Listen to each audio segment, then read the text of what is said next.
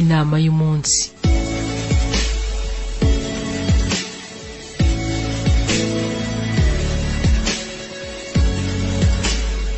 Yari ku murongo nk'abandi ategereje imodoka imugeza ku kazi. Bisi nayo ntiyatinze kuza. Ihageze barinjira. Ageze mu modoka iruhande rwe hari hicaye umugore usa nk'uwashobewe. Umugore uri mugenda arira mu modoka. Undi nawe aramukomanga ati mwaramutse, nitwa Nkusi. Kuva aho twahagurukiye wari uri murira. None mbonye bikabije nifuza kumenya ikikuriza. Umugore nawe asa nk'uwiyumanganya ati nta kibazo gihari.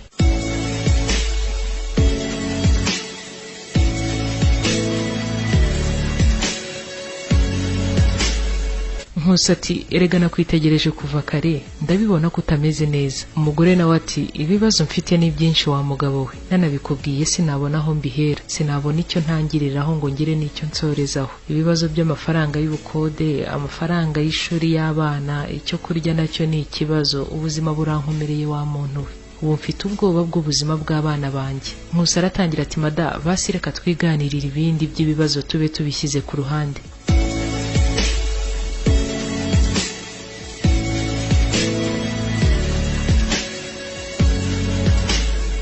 Nkusi ati ese shoferi utwaye iyi modoka waba umuzi? Madame ati shoferi?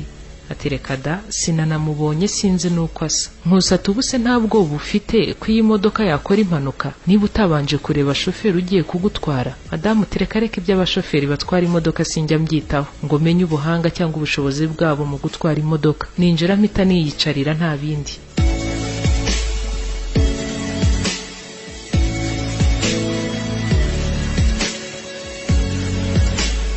Nkusi ati none se mada niba gutwarwa n'umushoferi utazi ubushobozi bwe cyangwa ubuhanga bwe mu gutwara imodoka ntabwo babigutera, kuki uterwa ubwoba n'ibibazo bikugose kandi uzi ubushobozi bw'Imana mu kubikemura? Nkusi ati sinzi ibibazo ufite uko bingana ariko nzi ubushobozi bw'Imana uko bungana.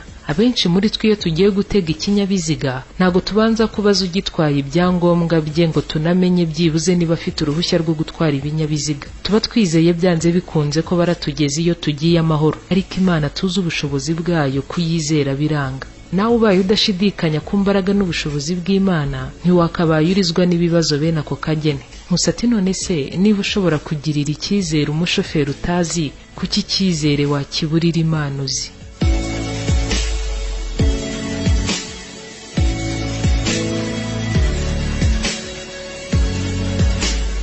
Nkusi yageze ku cyapa yagombaga kuviramo arisohokera. Umugore nawe asigara atekereza ku magambo umugabo bari bicaranye amubwiye. Umugore koko asubije ubwenge ku gihe asanga umushoferi ubatwaye ntagwa amuzi kandi rwose akumva nta bwoba na buke afite bw'impanuka. Arongera aratekereza yibuka ko hari byinshi Imana yamukoreye byari bikomeye. Atekereje neza asanga ubushobozi bw'Imana arabuzi ndetse aranabwemera, asanga buruta bw'umushoferi yizeye. Kuva ubwo umugore ntiyongera kurira ukundi, yaratuje ati Imana irabizi kandi irabishoboye. Ati wanamugani niba nshobora kwizera shoferi untwaye ntamuzi ko arangeza iyo ngiye amahoro, kubera iki nta kwizera Imana nsanzwe nzi ubushobozi bwayo ko ibibazo mfite yabikemura? Inama y'umunsi.